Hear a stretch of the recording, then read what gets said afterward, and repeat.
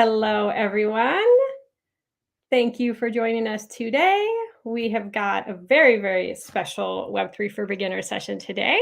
We are having a live chat with Ledger, and I know we're a goat-based project, but these guys are the real goats in Web3, and we're really, really excited to have them here and talk all things. So whether you are a newbie who's just curious, who still is learning the language and the lingo of Web3 and has a lot of questions about security and ownership and identity and safety in Web3, this is definitely the space for you. But if you're also a DGen or a DGen expert, as I like to call myself, you can also get a lot of great knowledge here as well and ask Ledger any questions. And we're just going to be kind of talking with them, very casual chat about who they are, what they do, what they're up to, and what their role is in really making Web3 a space that's inclusive for everybody.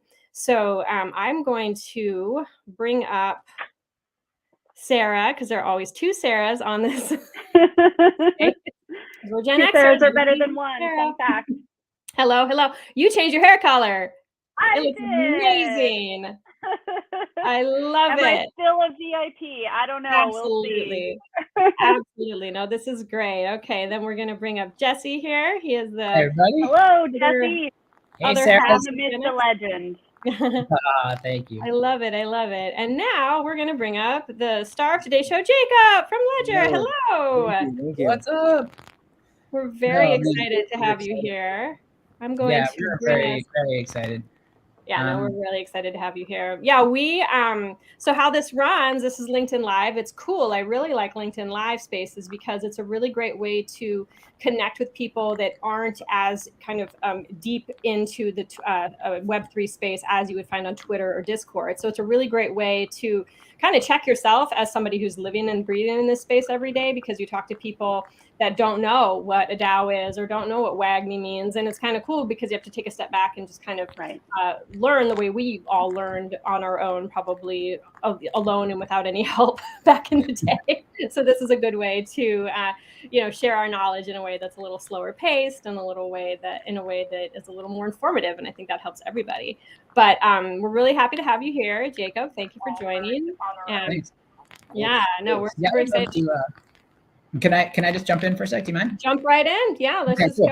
So, Jacob, I'm really excited to have you here because, so much of what we do as a brand with Gen X is talk to people who are really coming to Web3 for the first time. So that includes the concepts, that includes the lingo, that includes the processes that can often seem really daunting and overwhelming. And so a lot of what we do is trying to figure out ways to make people feel safe, to make people feel informed, to make people feel like this isn't going to be such a slog as a lot of people, experienced and think of it.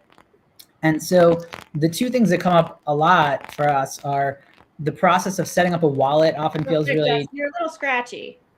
Oh, really? Does everybody hear that, or is that just me? No. Is that just me? Okay, it's just me. Sorry to interrupt. Go on. Ignore me. I hear this scratchy too, but I'll just mute. Can we live without it? Okay, can we pop sorry, guys. Okay, sorry, go on. Didn't mean to interrupt your flow. Go for it. No, it's all good. No, I was just gonna say, so like the process of setting up a wallet, which is essential for you to participate, whether it's on the crypto side or the NFT side or somewhere else, can really seem confounding. I know for myself, I sat on the sidelines for way longer than I wanted to because I kept banging my head against that years ago and trying to set it up, and it just seemed like I couldn't quite get it with the mental resources I had available at the time. And then certainly the other thing is people hear about scams and that gets amplified, and people think that that's such a predominant force in Web3. And I always try to explain to people, a lot of people who grew up in the 80s, for example, collect autographs, and like almost no autographs out in the world that you buy for sale on eBay or anywhere are real, right? So there's scams everywhere. I don't want to sort of paint Web3 with that brush. They're certainly here, but the reason we're really excited to talk to you is because what you do and what your brand and your company does is so important, is so essential for everybody who comes to this space, whether they're day one or whether they're day 1,000, right? And so I'd love to hear, just as a sort of starting point of intro, if you want to tell people who might not know anything about Ledger, what you guys do and where you guys come from a philosophical standpoint, where you guys approach Web3. I'd love to hear it. Yeah, absolutely. It's a great introduction there. So for for those of you that are probably getting into Web3 or crypto for the first time, there's a lot of different ways you can kind of start that process. For like myself, I started through just buying ETH on MetaMask and kind of introducing myself into the ecosystem. A lot of people might start through an exchange like Coinbase or Binance, or even unfortunately some through FTX. And there's really kind of three ways to kind of the way that I see it is there's three ways to kind of start, and one will either be on an exchange, one is going to be through what's called a software wallet. This will be something like MetaMask, or if you're into Solana, like Phantom. There's loads of software wallets out there, and then you'll get to us or other types of what they're called hardware wallet solutions, which will be like Ledger or Trezor. And these are going to be the three main ways that you can hold and manage crypto in the Web3 space. So to kind of like dive a little bit more about what Ledger does and what the value of having a hardware wallet is, ultimately it comes down to the conversation around self-custody. So to kind of like put it in perspective, there was obviously, couple months ago with the collapse of FTX and other exchanges that unfortunately collapsed, there was a lot of this conversation of like, well, I had money on those, I had money in my accounts there, but where did that money go? Why isn't it mine anymore? And self-custody ultimately is this conversation of, taking the funds that you have, the crypto that you have, and truly owning them, meaning that you are the sole one responsible for that crypto, and you're the only one with the ability to to manage it.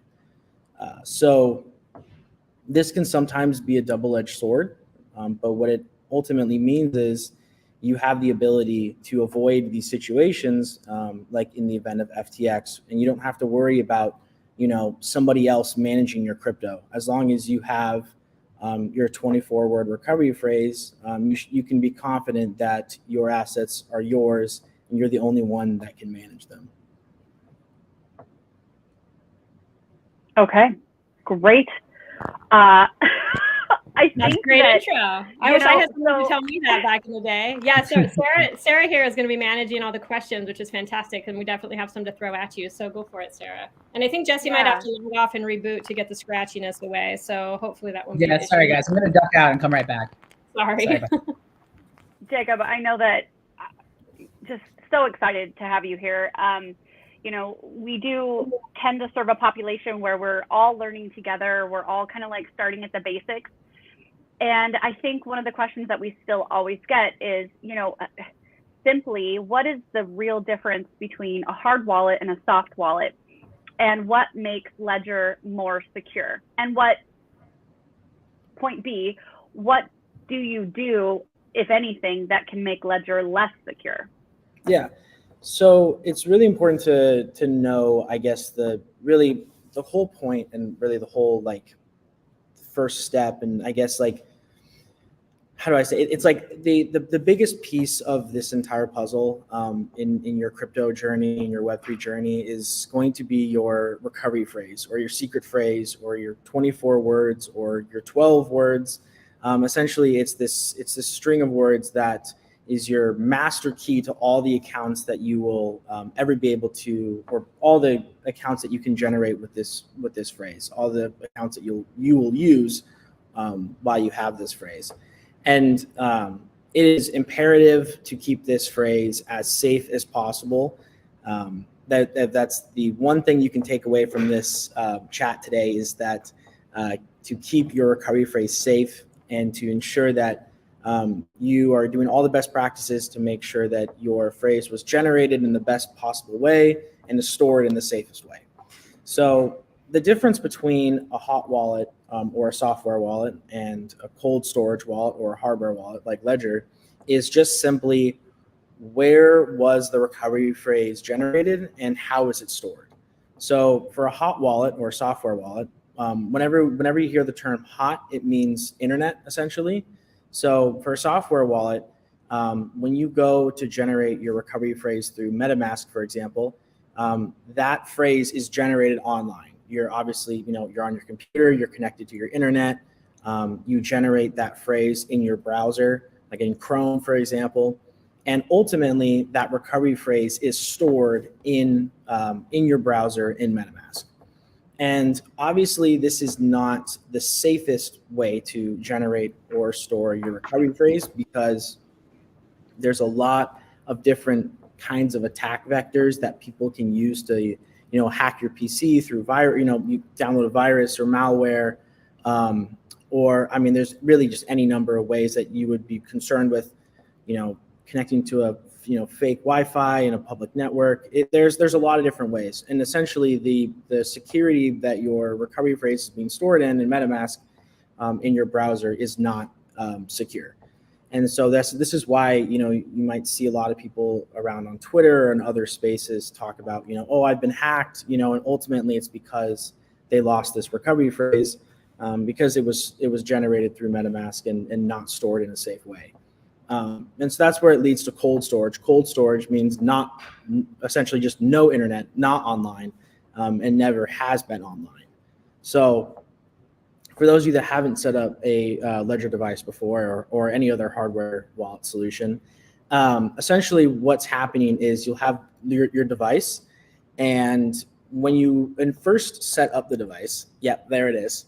When you first set up the device, you're going to be asked to set your PIN code, which isn't as important. The important piece is going to be it'll generate you a random 24-word recovery phrase.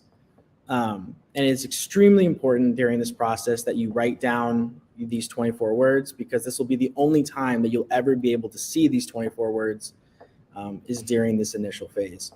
And really can I ask you a quick question? How much of a barrier is that to people? Because I feel like I get to this point when I'm talking to people, okay, set up a MetaMask wallet. I know it's different for Ledger, but it's just, they're like, whoa. I have to write down 24 words and not lose them forever. I'm out. Like how do you get people over? It totally freaks people out. Yeah. It freaks people out. Yeah, absolutely. I think it ultimately comes down to, I think for me, what I want to see is people starting their journey through hardware wallets rather than starting through software wallets, mainly because it is extremely important to understand the importance of your recovery phrase. A lot of people talk about their, obviously like wanting to keep your account safe. People love to talk about the different ways to keep yourself secure, but ultimately everything that you do to try to keep yourself secure is just trying to keep this recovery phrase safe. It is like the most important thing to accessing your crypto, because it is the only way to access your crypto essentially. So for me, it's like what I want to see is what I've noticed, and especially as coming from a customer service background, a lot of people don't really fully grasp the importance of the recovery phrase, and that's why sometimes it can lead into people getting scammed or losing all of their money, because they don't value the recovery phrase to the same level that you should before you ever set a device up in the first place. See, I just want to say one thing. So it's interesting because there's two ways this conversation can go, right? And I feel like it gets way more weighted on the scam avoidance piece, which I understand, but I choose to focus more on the it's like your safe deposit box, right? It's a safe. It's like a way to keep your crypto, your NFTs safe. And I think that's the way that I try to couch it for people, because it is so easy to understandably slide down the rabbit hole of you want a ledger and you want something that's safe so that you don't get hacked or scammed. And if we flip it a little bit on its head, I think it's also really valuable to say this is amazing. Like what makes this technology really cool is that when you possess these things, you are the one that's in control of what happens to them, where they go, when they go. And I actually think that's empowering. And I like having that conversation often more than sort of the other way, which feels a bit like, oh, you're just doing everything you can to make sure nothing bad happens, So how do you guys kind of balance that conversation? Because I know for sure people, because of what's put out in mainstream media, especially, like people definitely have this sort of fear-based kind of approach to things. But I think it's much more empowering, like I said, to talk about the benefits of what this gives you, and the custody and the control over your assets and your identity.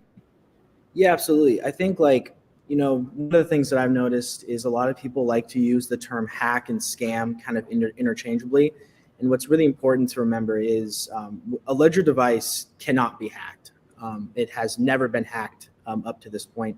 And essentially what I'm referring to when I mean hack is no one has ever been able to essentially attack a device and be able to extract the recovery phrase. So no one has been, you can't, doesn't matter if you're on Bluetooth or you have a device connected to your PC, doesn't matter what anyone tries to do, they're not going to be able to get your recovery phrase out of your device. The secure element, which is the chip in the ledger device, is as tough as they come. And you feel confident that as long as you are keeping your recovery phrase safe, as in I'm not giving it out or I'm not losing it, you're never going to essentially quote unquote get hacked, and you're never going to have to worry about someone stealing your recovery phrase. And then when it comes to scams are 100% in the situation of you are doing something that's making you lose your money. As in, I'm giving away my recovery phrase to someone who asks for it. I'm signing a transaction that ultimately harms me. And the conversation around scams is something that definitely is a bit more nuanced, takes some more time. Understanding what to watch out for and when to see things versus when you shouldn't see things is really important. And we can kind of get into that more down the road. But at the core, as long as you generate your 24-word recovery phrase on your ledger device, you write it down on a sheet of paper, or you use a metal solution, which we have on our website as well. There's a lot of great ways to kind of increase the security of your phrase by making it fireproof and blast-proof and waterproof. But as long as you have your recovery phrase written down and stored in a safe place, then you really disregard one of the two ways to get wrecked in the space, which is number one is losing your recovery phrase, and number two is signing something that harms you. So you can feel extremely confident that you don't have to worry about losing your recovery phrase as long as you never give it out. Wow. I love this. Sarah's going to ask some audience questions now, and then I've got a couple follow-ups. Boy, this is our comment section is popping because we all have so many questions about this. I think there's an onboarding process to Web3 period, and so many questions. The very first one came from Nicholas, who wanted to know if I move assets from a warm wallet, like a hot wallet, like MetaMask, to Ledger, can I just put in the seed phrase? I don't want to have to pay all the gas to move my assets and NFTs. That's a great question. Unfortunately, the answer is you're going to have to pay all the gas to move your assets and NFTs. It's I'll say it's a lot cheaper to do that nowadays compared to when I did it my first time. I paid a lot of money to move my stuff over, but putting your MetaMask recovery phrase into your Ledger device, that is something that you are able to do. The device allows you to restore using an existing seed phrase, and you can restore using a 12-word recovery phrase, which is the standard for MetaMask. But ultimately, again, it kind of goes back to that conversation of what is a cold wallet. And cold wallet is how the recovery phrase was generated and where is it stored. So you're only as safe as your confidence in your PC that no one has access to your MetaMask wallet, right? Or your MetaMask recovery phrase. The way that I like to say it is, like, if you were to do that, move your MetaMask recovery phrase over to your Ledger and then wipe MetaMask off your computer, you can consider yourself to be maybe 90-95% safe. But in this space, you want to be 100% safe. And, so the best way to do that, and the only way to do that, is to generate, a 24-word recovery phrase on the device, generate new accounts through Ledger Live, and then transfer your assets from MetaMask to these new accounts in Ledger Live. Okay. So there's a few questions about, what happens if my NFT is on my Ledger and I want to go to an event, but it's token gated, like through what's that big one? Token, I can't even remember, Token Square or something like that. Anyway, where you have Token to proof, show your right? NFT. Token Yeah. proof, thank you. So people feel really confused about that. Yeah. So the nice thing with the Ledger device is you actually have the ability to connect your Ledger address or your Ledger wallet to MetaMask. And this is a lot of people.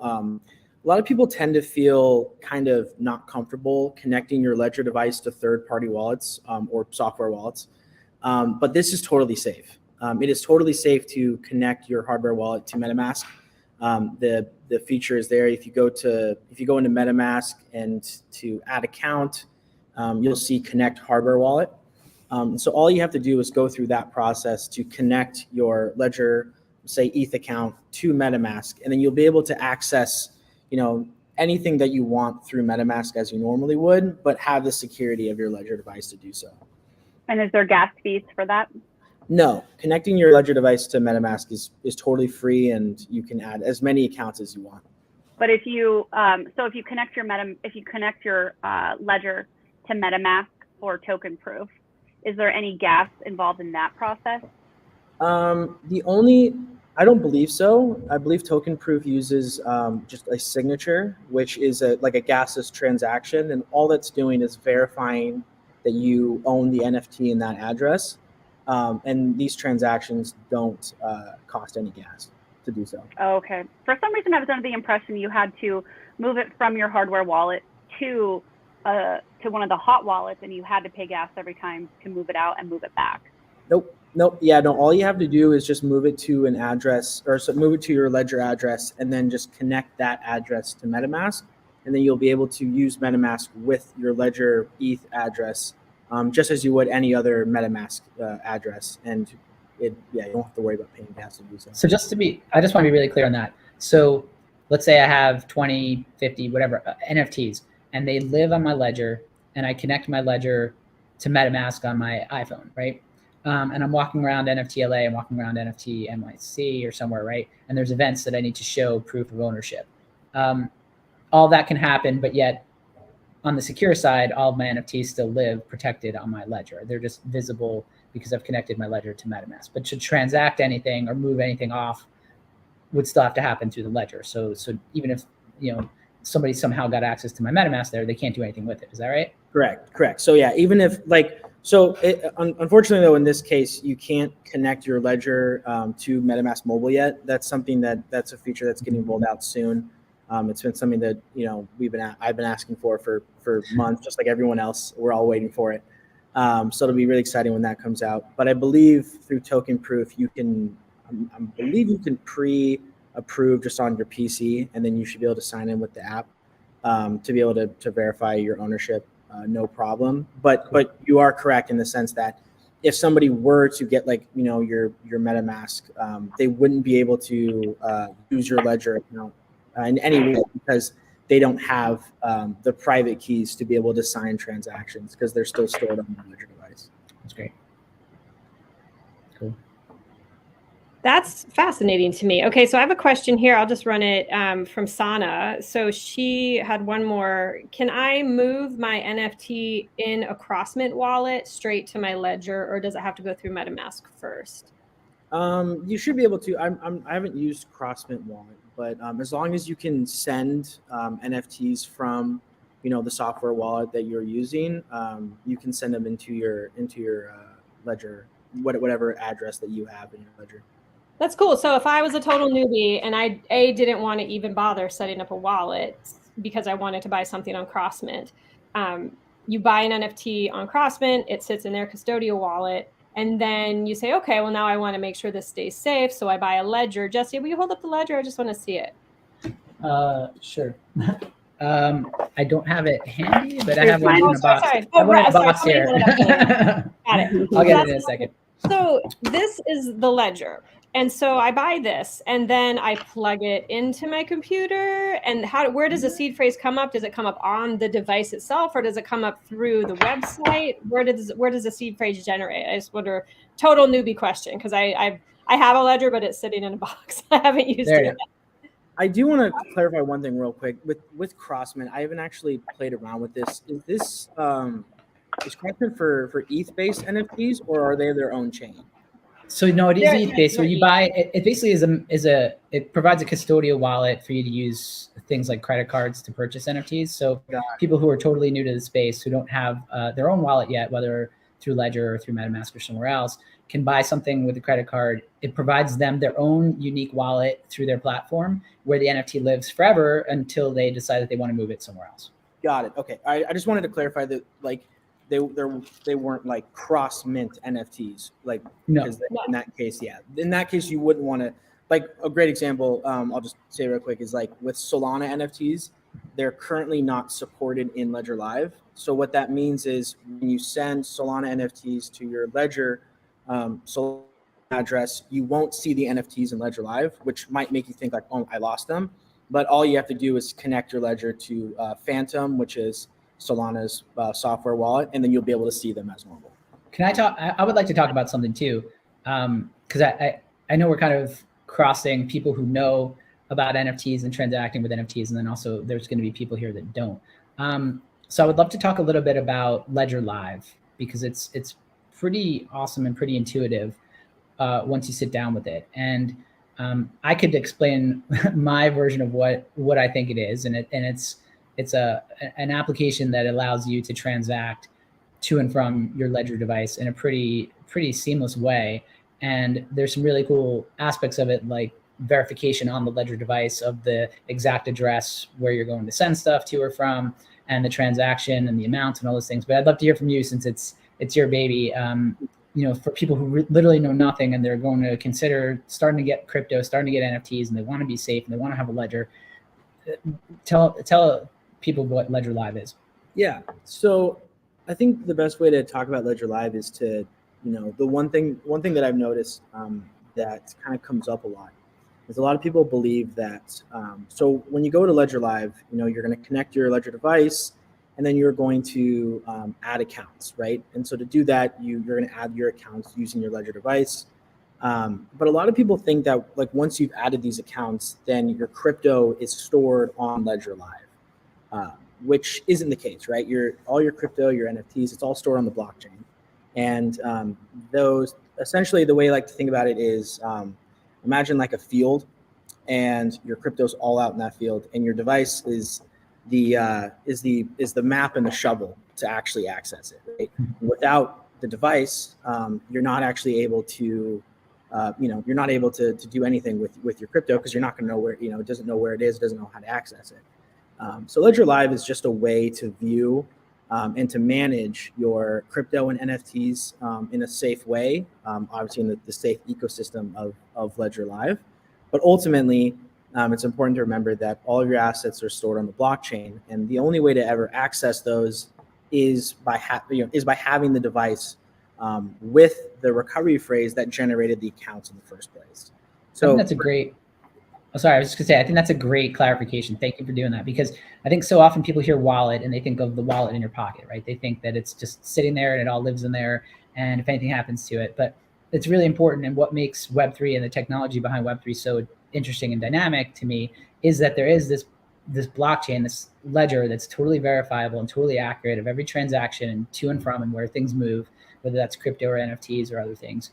And then whether it's Ledger or MetaMask, the wallet to some extent is an interface that's just allowing you to interact with and experience and see where things live in your wallet. And I think that that's really cool, and I really appreciate that you made that clarification, because sometimes we forget that. But it's very natural when you're talking to new people, they hear wallet and they just automatically think what wallet means, the same thing as if it's just stored in your pocket.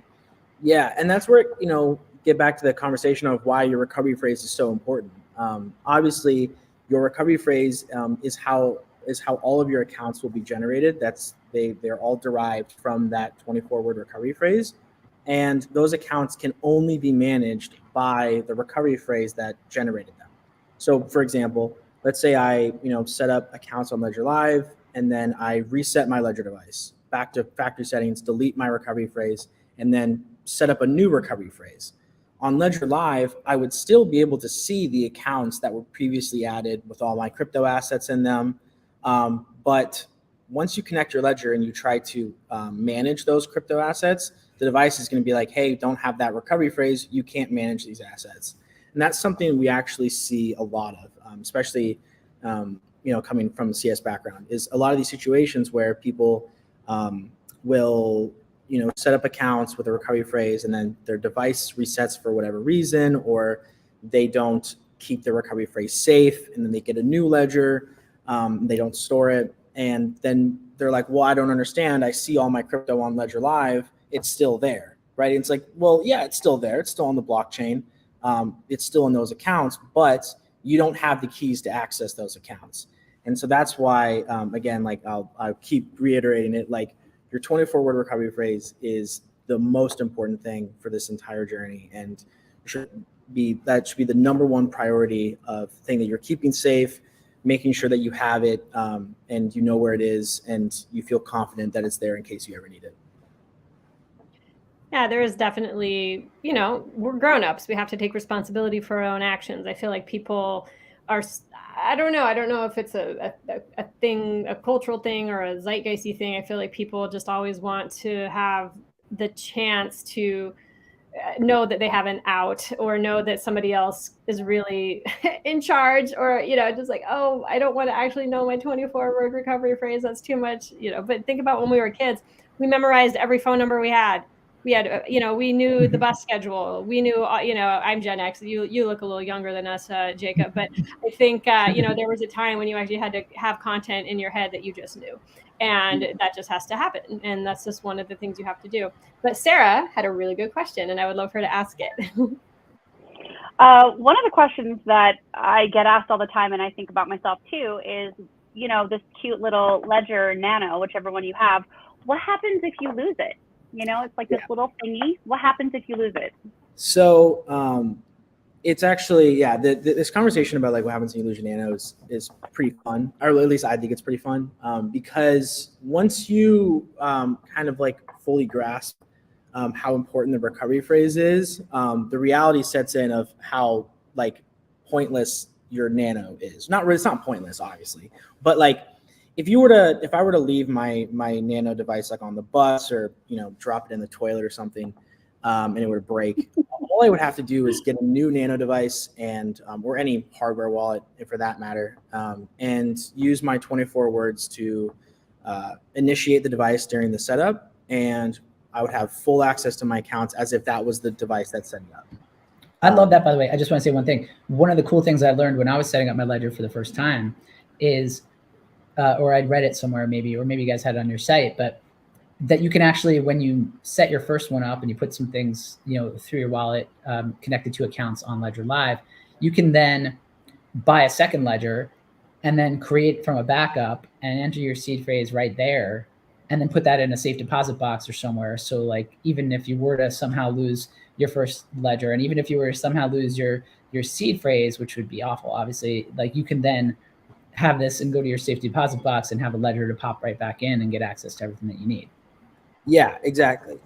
Essentially, like as long as you have your recovery phrase, whether it's loaded on the device or on a, written down somewhere or stored in a safe way, you are always going to have access to your crypto, even if you lose your Nano devices, because your 24-word phrase is how you're going to access everything. And this actually brings up kind of a great point to talk about when it comes to self-custody, because whenever I talk about like, what happens if I lose my Nano, it always brings up the conversation of what happens if Ledger were to go bankrupt, right? Or Ledger were to disappear, or Ledger were to, whatever, right? And this is really the conversation around what self-custody is, and why I consider sometimes self-custody to be a double-edged sword is, in the event you lose your assets through, you give away your recovery phrase or you get scammed, there's no way to get those funds back. Like Ledger, we don't have the ability. There is no way to reverse transactions. We don't store your recovery phrase on file at our headquarters. It's fully on you. And I think a lot of people don't grasp that, that realization that, when it comes to self-custody, it's like, we get a lot of people who will contact us, and I think to some degree believe it's much like your bank, where, if you lose your debit card and, you have like a $500 charge you don't recognize, you can very easily call and, get that reversed or whatever. But this isn't that situation. Like, this is one of the, like you are the only one that has the recovery phrase. It's all onto you.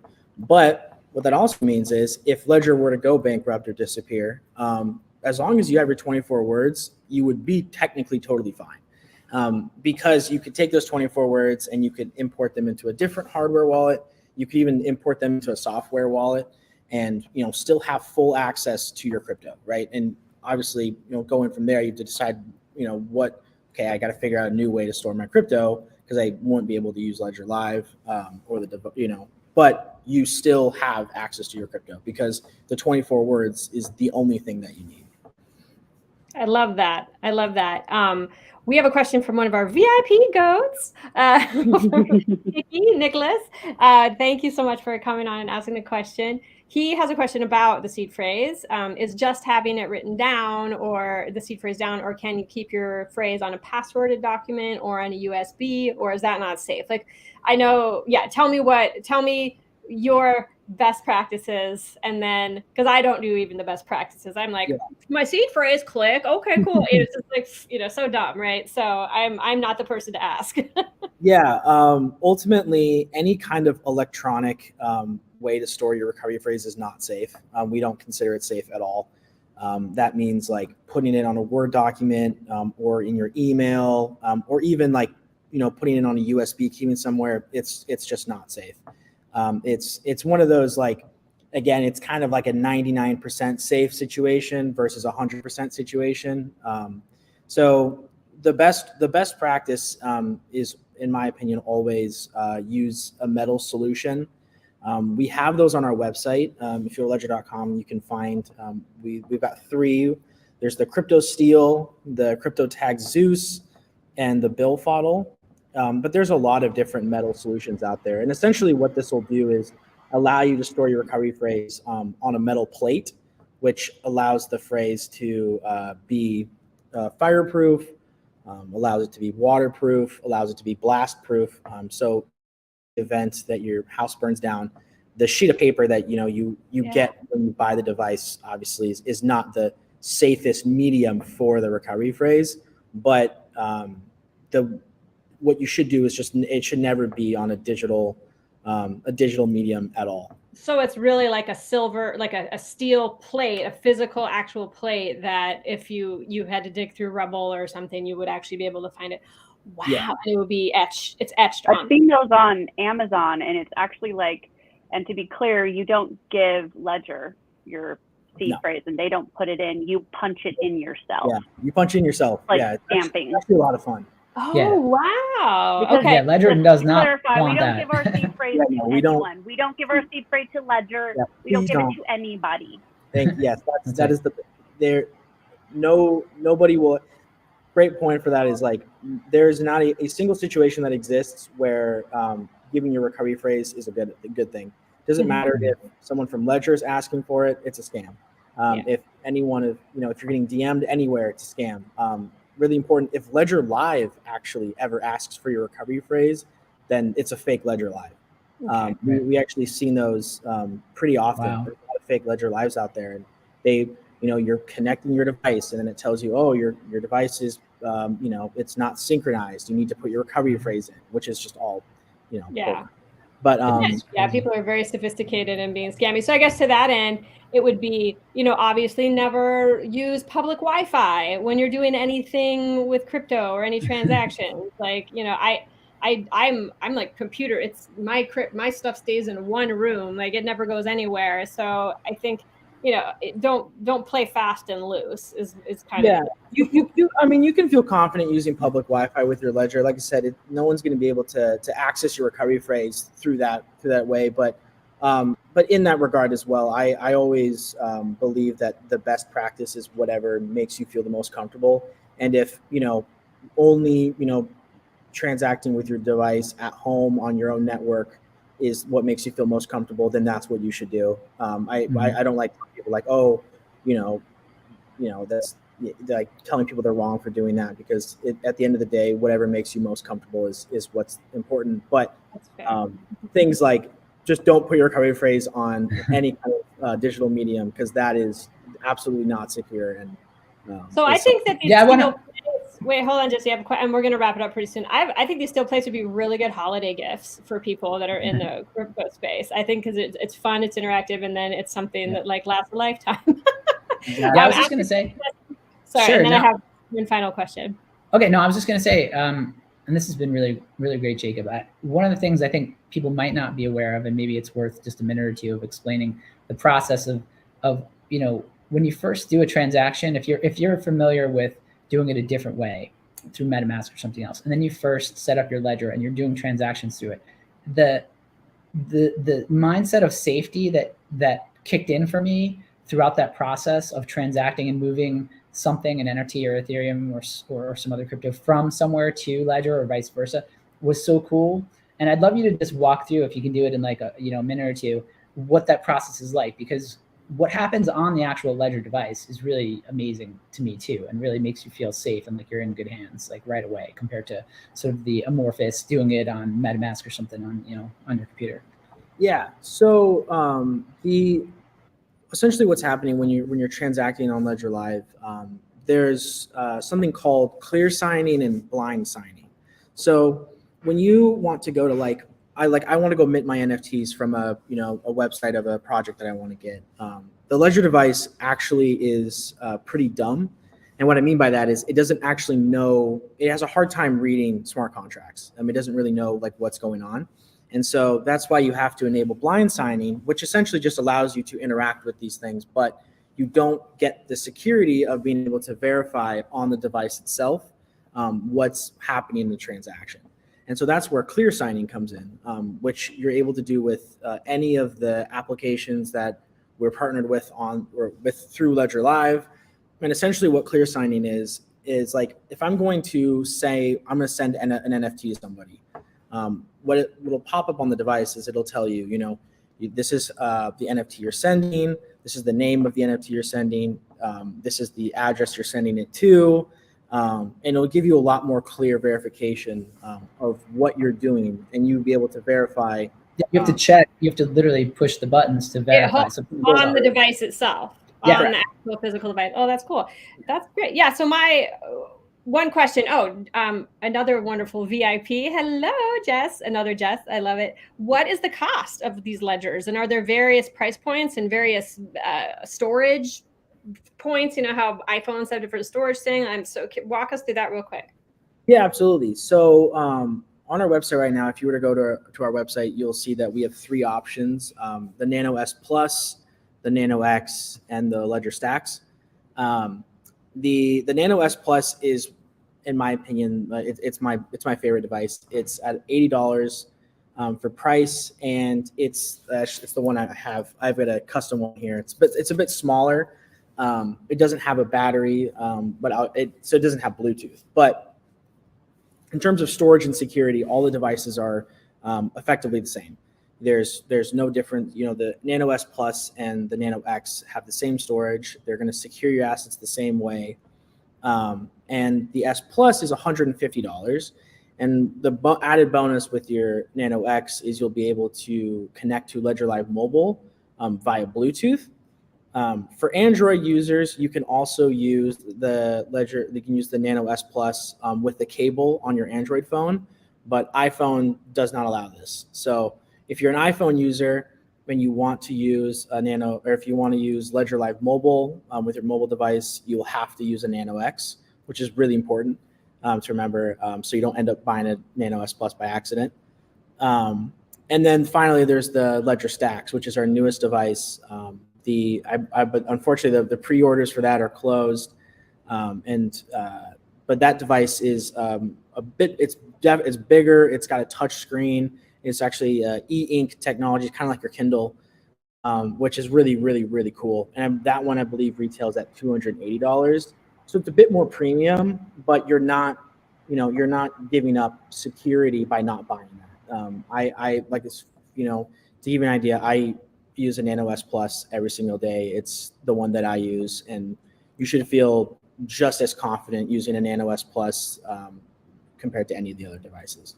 I love that. I think that's a small amount to pay for the level of security that you're getting, which is really cool.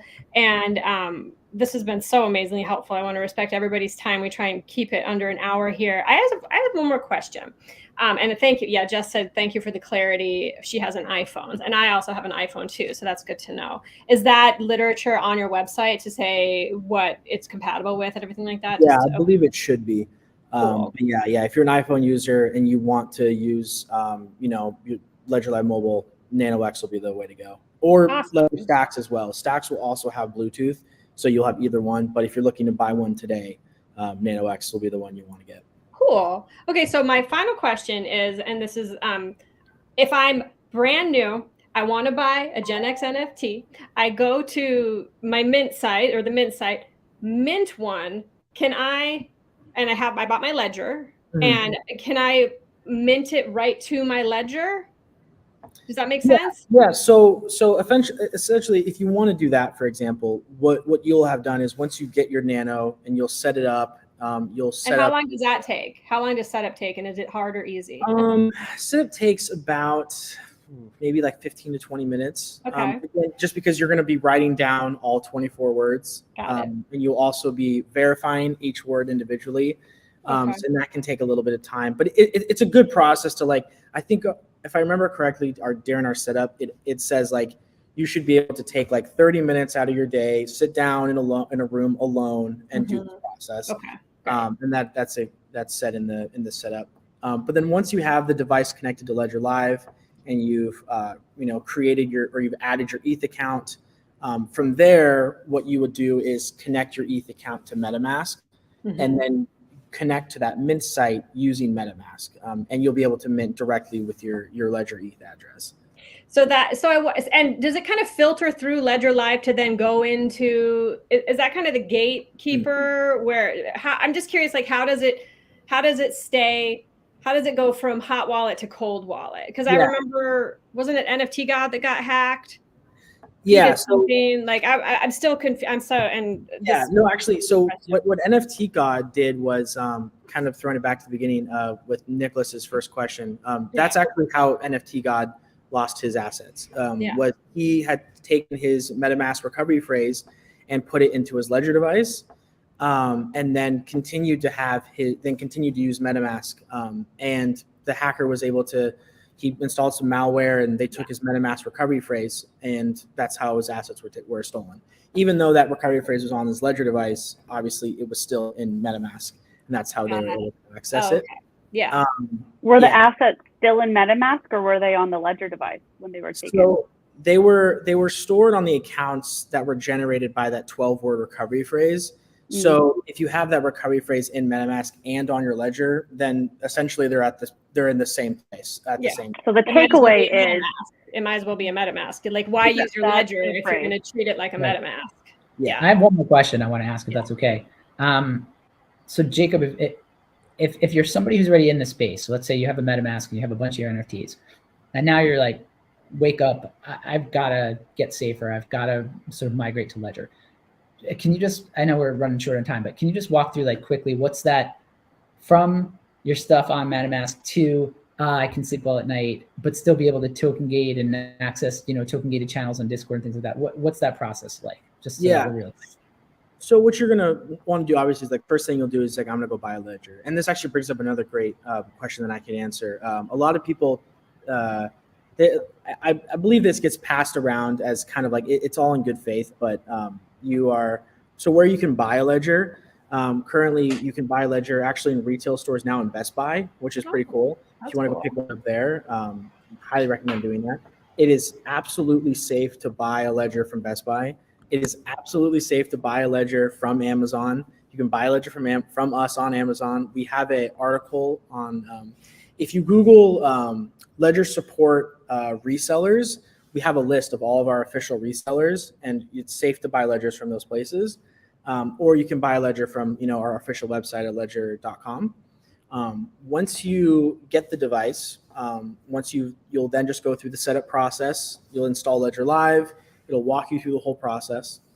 Then once you're on Ledger Live, you're going to you'll be able to install your apps, which is essentially just like you're installing the ability to interact with blockchains. So in this case, you'll install the ETH app. And then once you have the ETH app installed, you will add your ETH account, and that'll give you your ETH address. And then all you have to do is just send the NFTs and ETH and and tokens that are on the ETH network over to that address that you've generated on Ledger Live for your ETH account, and then you'll be good to go. All your assets will be on your Ledger device. And then just last piece.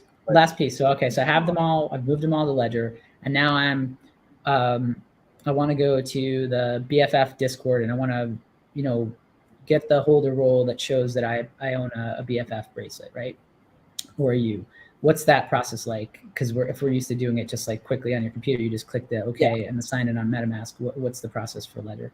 So once you have all your assets in your Ledger ETH account, there's a lot of different ways like token verification that people use, but I'll just use Collabland as an example because it's one of the most common. Is you'll just all you have to do is just connect your ETH account to MetaMask. And then you'll be able to, once you've connected your ETH account to MetaMask, essentially what this means is you've given MetaMask your public key, which is just your address. And this allows MetaMask you can then use MetaMask to, verify your assets, to go mint stuff or, list stuff on OpenSea. And then when it comes down to, okay, we need to verify and approve this transaction, MetaMask does not have your private key. And that's where that kind of separation comes in, because you have to approve the transactions with the Ledger device physically, because that's where your recovery phrase is stored. It's where your private keys are. And so then all you have to do is, approve, the verification that you own those assets through Collabland, as you normally would with MetaMask, but you'll use the Ledger device. That's great. Thank you. I love it. That was really clear. I love it. Well, thank you so much for joining us today. Really appreciate it. Everybody check out, ledger.com. We're actually going to be continuing this conversation on Friday. I hope it's with you again, Jacob, because we can just keep picking your brain if it's not. Oh, good. And we're going to do a Twitter picker on Friday and actually gift from Gen X NFTs a Ledger to a lucky listener on Thursday. Wow. Yeah, because this is so important. And Christy, thank you. She just said what a valuable and fantastic session. I really appreciate it. I think this was really, really helpful for a very particular group of people in this space that aren't as deep into it. And, Twitter maybe will get a little more in the weeds because there'll be more, more Web3 people in there, but we'll still keep it, 80s twist, 80s analog, with an analog twist here because I'm still learning. I still don't know if I fully wrap my head around it. So this was a really good start, and you can rewatch this on YouTube and share it out. And this. And I'd love to say, I'd love to say, if it's okay with you, Jacob, but I'm sure the people that watch this now live and also people who go ahead and watch it will be pitching questions our way. So if it's okay with you, because that's a different perspective than maybe we'll get on Twitter, we'd love to maybe set up something and do this again, where we can then field a bunch of those questions and continue the conversation. That'd be great. Yeah. Thanks, Jacob. Absolutely. Also, I'll mention as well, just because I see Julie asked where we can learn more about Ledger. There's, you can find us at ledger.com. We also have Ledger Academy, which is a lot of great articles on a variety of topics on crypto and security. And I will also say we're actually, if you go to our YouTube channel, if you search Ledger on YouTube, there's actually a singer that's above us. It's really annoying, but you can find us on YouTube. And our support team, we do live onboardings every week. So depending on your time zone, for the US time zone, we do it every Friday at 10 a.m., I think, is when it starts. And we'll do like an onboarding session where we'll set up a device and go through the whole process. We also have AMAs on YouTube as well. So like hour-long sessions where it's just like you come in, ask whatever questions you got. We're there to support you. So you can find, we have all those scheduled on our YouTube channel. If you want to chat with us live and be able to ask your questions, that's the best way to go about it. So that's a great resource as well. If you're looking to set up a device for the first time, we want to help you get through that process. Yeah, and I want to say also, Oh, sorry, I just was going to say also, when I set mine up, your website literally does have a page for everything. So there's a video and an explanation for everything. So it's like every question I had, I was like, okay, how do I set this up for Ethereum? Great. How do I set it up for NFTs? Great. There was a video and there's an explanation. Okay. How do I, create a backup device if I want one? I mean, it was really cool that you guys really have everything sort of covered there. And if you take the time to go through it, especially at the beginning, you all the answers are really there. Yeah. Oh, sorry. I was saying, we worked really hard to get that as much, and we're still doing that. It's one of the things that I'm doing with the team here in Portland is focused on putting out as many videos as we can and updating those articles. I'll also say for anyone, we do have at ledgersupport.com or support.ledger.com. You can still open live chat with us through there, chat with one of our agents if you have any questions about anything. Like, I mean, even if you're not a Ledger user, like, we're still there to answer questions for you. We want to support as many people as possible. And if you got any questions about, anything you can think of, we'll be there to assist you. I think for anybody coming into this space, like, why bother with a hot wallet? Go straight to cold. I mean, why would you even, I mean, the risk factors involved and I just think that it's like, why bother? So I love this. And this is really helpful. And, knowledge is power. The more you learn early, the better off you'll be later. And you're going to protect yourself from those scams when, the Nigerian princes start emailing you, or grandma gets a phone call to like give over her credit card because whatever, all that stuff, it happens. So this is just another way to protect yourself. So thank you so much. We can't wait for Friday. I don't know if you're going to be in LA, but we're hosting an event at Outer Edge LA. We're doing our first in real life goat yoga, which is very exciting. So if you're there, let us know. And that'd be very cool. If that's your thing. Yeah, I don't know. It could be. But yeah, no, I wish I was able to go out to a bunch of different events like middle of last year, but recently haven't been able to go anywhere. They haven't phoned me anywhere, which is a bummer because I do miss going to a lot of the live events. They were a lot of fun. Got it. Well, we'll catch up. More. So this has been so helpful and wonderful. Thank you so much, everybody, for coming, and we'll talk Friday. Everybody, take care. Thank you very much. Thanks, everybody.